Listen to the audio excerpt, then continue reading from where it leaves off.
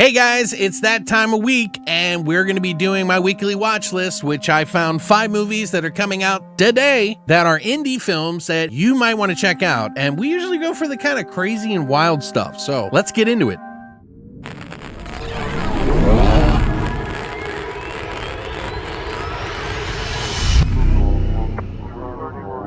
What's up, guys, and welcome back to Beyond the Void. My name is Alex, and today is my weekly watch list. I picked 5 movies that I watched this week that I thought I would share with you. Fortunately, MVD was kind enough to supply all of these from different companies, of course, and we'll go over each one of those as I do it. Now, these are 5 independent films that are old, new, and stuff that I just thought would be kind of a wild ride. Just kind of picked out a few wild things that I think you guys might like. Some of this I've seen, some of it I haven't seen. I will always provide all the links to all of the physical media down below, and I'll tell you where to watch it online so that if you want to check it out, you can. Forewarning, some of these do not have places to watch them just yet, but they will at some point, and you should keep them in your, wish list or whatever so you can check them out later. But without further ado, let's get into it. First up, we have Reality Killers by Alessandro Capone. This is a 2005 film that Treasured Films is putting out and releasing for the first time. It is a collector's edition, actually, so it's kind of like got a nice case and everything from them. I'll go over some of the extras on this in the end, but first, let me tell you what it's all about. So imagine, if you will, if you found a tape on your doorstep in the morning and you were doing your coffee, and all of a sudden you saw this little tape and it says, "Hey, to you, here's a little something, a little special treat." And you're like, "Oh, okay, I'll just put this tape in, see what it is." Well, it turns out there's a bunch of snuff films in it, and then your breakfast is ruined. You're not going to eat that sausage because you saw some sausages in the snuff. Okay, I'll stop. No, essentially, this is a story about a serial killer that is called the Sculptor, and this is sort of his collection of real live, snuff films that he sent to somebody in particular because he wants you to freak out. Now, this is not a typical type movie. It is more of a experience kind of thing. I wouldn't call it an anthology, even though it has, its own segments for each of these things. It really is more of just like a, hey, imagine if you got a snuff tape in the morning and ruined your breakfast. You know what I mean? Now, we do get some pretty good practical effects in here, although they are very slim. There is a decap in this one that I thought was actually pretty cool. And I'm assuming because Damiano Cristofaro, who is also a director and practical effects guy, actor, all this, writer, he's in this, and he actually did the practical effects and a lot of stuff in here, and I really like his work. So this is an Italian film. It is not going to be for everybody, but I kind of wanted to check it out to see what it was all about. Information about what this movie was about really kind of sucked me in. There are moments in the film where these segments do kind of feel realistic. You're kind of going in and out with this guy, the Sculptor, who's this really kind of heavyset guy who's just kind of going around telling you about his favorite films and why he does the things that he does and why his dad wasn't in there, one including his own personal film from when he was a child, and it caught it on like a nanny cam or something like that. So there's all different types in here, and it's kind of interesting to peer into that world. But from my personal experience, I've always kind of looked at these films as something that needed to be shocking. They don't necessarily need to be the most graphic things in the world, but there's ways to make things shocking without actually showing gore sometimes. And I was like, I wonder where this is going to land. Is it just going to be overtly gory, or is it just going to be overtly gross? How is it going to land? And personally, I feel like this one's kind of pale when it comes to all of that, really. I didn't really think it was that dark, and maybe I'm just so worn out from seeing so many different weird, disturbing films and things that nothing is shocking to me. And it could be good for somebody that is kind of new to the material. But honestly, I just don't feel like it did what it needed to do, other than a really cool decapitation that was in this film. I didn't feel like it was as shocking. It does kind of have the aesthetic of a snuff film and all this other stuff, which is cool, but it just didn't really do it for me. But I have to give it something because it is its own sort of unique flavor, I just thought it was kind of average in its attempt to do this. I wanted to give it about a 5 out of 10. Nothing shocking that was blowing my mind other than that decap, which I thought was really cool. Some of the extras on here, though, are pretty cool. You get a director interview, Alessandro Capone, who talks about everything that he's done and how he got into the business, which was super cool. Say, producing a killing reality, new interview with the co-producer, Gabriel Pasito. We got Cutting Deep, mapping the origin of Torture P, a new video essay of Giacomo Calzoni, and original production scenes, a series of deleted scenes and alternative approaches, illustrating a film that bore a very different plot to the final version. There's also a teaser trailer, storyboards, image gallery, and all that with it. So it is out today. You can pick it up if you want to take the chance and see if it's something that you might like. I mean, it's kind of hard to score these things anyway. I usually just score them on depravity and authenticity because that's kind of what these things are going for, right? So now it's not up online anywhere that I know of just yet, but if you find it, hey, so be it. I did some looking, couldn't find it anywhere. So as of right now, it's out on Blu-ray. You can pick it up on MVD, Amazon. I'll put a link down below. A disc jockey from outer space. Up next, we have Bad Channels, which it came out in 1992. It was one of the movies that I used to watch a lot. For some reason, there was just a lot of full moon movies in my daily watch because at that time, movies were getting put out straight to video a lot. We didn't really have the access to movies like we do now and have all these streaming services.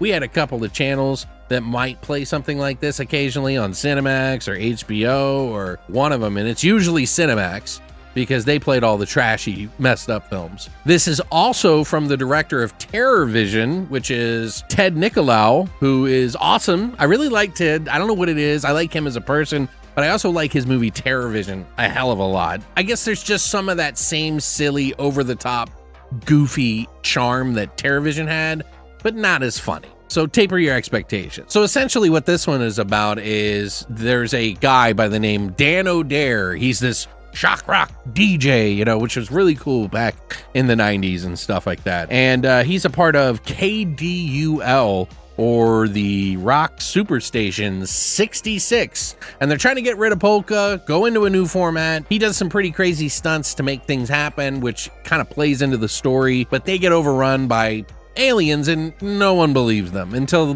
they do believe them. When the aliens take over, they take over the transmissions, and anybody that happens to be listening at that time might get infected with this sort of fungus that travels through the airwaves into their brains and makes them watch and live music videos from actual bands that they collected and put into this movie. Kind of awesome, right? You have to understand that back in this time, music videos were just amazing. They were like the thing to watch on TV. We just grew up with, and just, I wish we had that era again, but now we're just so spoiled with everything. We're just fractioned into these little things, but it used to be cool. And this is why this movie was popular for a lot of us. Old folks, shut up. Anyway, this is by Charles Band and Jack Canson. They got Blue Oyster Cult in here, Joker, Fair Game, DMT, FU2, and the Yucca Aliens. Plus, one of my favorites in the movie, which is Psychotic Symphony, which is SYKOTIKSINFONEY. And they put in 2 songs in this movie, one being Manic Depresso, which is a goofy, wild, fun song that really pretty much made the movie for me. I love this song. I played this part in this movie over and over and over and over again, because I loved it so much. It was just a goofy, wild song about being happy, but not really being happy. So it had this, I'm so happy, while playing doomy sort of music. I'm lying. It really sucks. So it was kind of a fun thing at the time. I like stuff like Green Jello and Guar and all that kind of stuff. So this kind of fit into that groovy, weird thing. But yeah, essentially, it's a silly, stupid, schlocky fucking movie that most people are probably not going to like, but somehow it fits neatly into my universe my world, my crazy old brain. I think you should check it out, but it may not be for you. I think it's a 6.5 out of 10. You can watch it up on Prime Video and Folsom. It's going to have ads with those, and it's out on Blu-ray for the very first time with a couple of extras on here with like a behind the scenes, director's commentary. We got the TED Talk and more. An old trailer and a new trailer, so it's got some pretty cool stuff in it. But I really wish, and I just gotta say this, I wish there would have been some newer stuff on here, but you know, we got the commentary track, so that's pretty cool. Up next, we got the Pickleball Exorcist. Yes, I know. You know we're dealing with quality when we start talking about the Pickleball Exorcist. Anyway, the Pickleball Exorcist is probably one of the best movies ever committed to film, ever made. I'm kidding. It's really terrible, actually. I knew what I was getting into when I saw this movie, and you really gotta have to have kind of an open mind with these shoestring budget films. These are really made to just get it done, okay? This is from SRS Media, which they have done a lot of really cool stuff with the SOV, you know, the shot on video from the early 80s and 90s, and they've kind of picked up some newer movies that kind of follow that sort of tradition in making films, like just do it yourself. And this is a very much a do it yourself video that is about a man who walks through a forest for about 10 minutes and finds a cursed pickleball paddle and suddenly transforms into his pickleball outfit and starts playing against people and just killing them with a pickleball paddle. Now, I'm sure you're wondering, how do you kill somebody with a pickleball paddle, Alex? Well, it's not easy, and this film really pushes its thumb on the scales for that. It actually just keeps hitting them for 5 minutes every time they kill somebody to really pad out the movie. And they have like sprays of like fake blood that are spraying walls on digital walls that are nowhere near the people at the time. I think there's some of the same guy dying in the movie multiple times, playing a different character. They kill birds. They do a lot of running gags where everything is extended out very long. There's an exorcist that's actually after this guy. He hears about it and he's trying to track him down. And so they do a lot of like moments where he's like researching and it's way too long.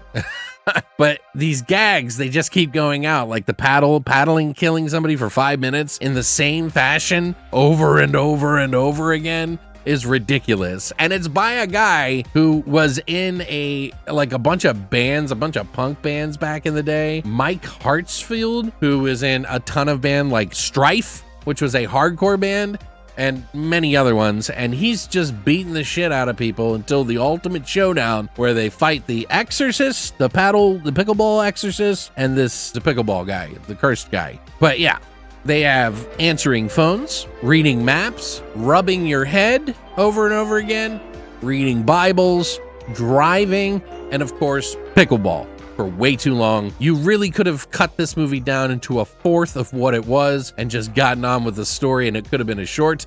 But no, they wanted to make an hour and 14-minute film. And while some of it did make me laugh, including the bird scene and a few other things that they did in the movie, it's tongue-in-cheek. It's get it done, raw and dirty. I still just did not like it. I gave this one a 2 out of 10, but hey, there is definitely people out there for this kind of cheese. It's not on video out anywhere. You have to pick it on DVD up right now, but I'm sure it'll come out somewhere. Using a secret army of synthetic humans, they will destroy all who oppose them. Up next, we have Crash and Burn. Another, well, I think this is actually an Empire movie, but it's a Full Moon movie. And this is one that has Bill Moseley in it, as a matter of fact. You see that robot on the thing there? That was their big seller, okay? Because robots were pretty big around this point in time, and they wanted to sell this thing really good. But ultimately, this is a different movie than a robot film, even though it does have it. It's just a very different film. It is essentially about a post in the 2030 post-apocalyptic world where like the economy and there was like an ecological disaster because we didn't fix like the global warming, and the corporations started gathering up everything and literally controlling everything, like a dystopian sort of cyberpunk future in a way, but in a desert. And it's a very desert setting and in bunkers and stuff. And there is a guy who works for this corporation who's like selling and giving out stuff to this guy who's doing research in a lab. And there's a robot in there, but you don't know who the robot is. And suddenly something happens to the chip inside that robot's brain, and it starts killing people one by one. And I'll just spoil it for you. If you don't want to spoil it, just skip to the next movie. But I'm not going to spoil everything. I'm just going to say Bill Moseley plays the robot. And I think you should know that because it makes the movie sound better. And I think it is enjoyable, but it's not a fantastic film, okay? No, not that one. This one. Going to have some fun. Yeah, that's the one. This is a very low grade, kind of movie, but it's still done with a lot of imagination and talent. And I still thought it was a fun watch. And this movie has actually a scene in it where there was kids in a classroom studying remotely. Okay. It was ahead of its time. This is 1992 or 1990, sorry, ahead of its time, man. I'm telling you. Pretty cool though. I thought that was really interesting. But yeah, this movie gets pretty graphic in some ways, but also just stupid and silly. People fall in love with each other. There's kind of a battle at the very end with the big robot, which is kind of cool. Nothing amazing, but there's blooper reels, trailer, and a couple other things in it, but nothing like amazing on the extras there. But still fun to have if you want to own it. I would still give this one a 6 out of 10. It's still a good full moon feature, just not one of the best. You can actually watch this on Full Moon's streaming service or Prime Video. If you have a subscription to Prime, it's on there as well. Meet Tony Blue, an ex-super cop. Now, last but not least, we got a movie from Edmonton, Alberta, Canada, that is, where a couple of my friends live now. And one of them actually did the video store movie, The Last Video Store that I was telling you about. He's not in this movie, but he's in their next movie. And I told him I was watching this because he's in Edmonton. He's got one of the last video stores in the world, and it's a really cool one. But this is from a Canadian director, two of them actually, from the Edmonton, Alberta area.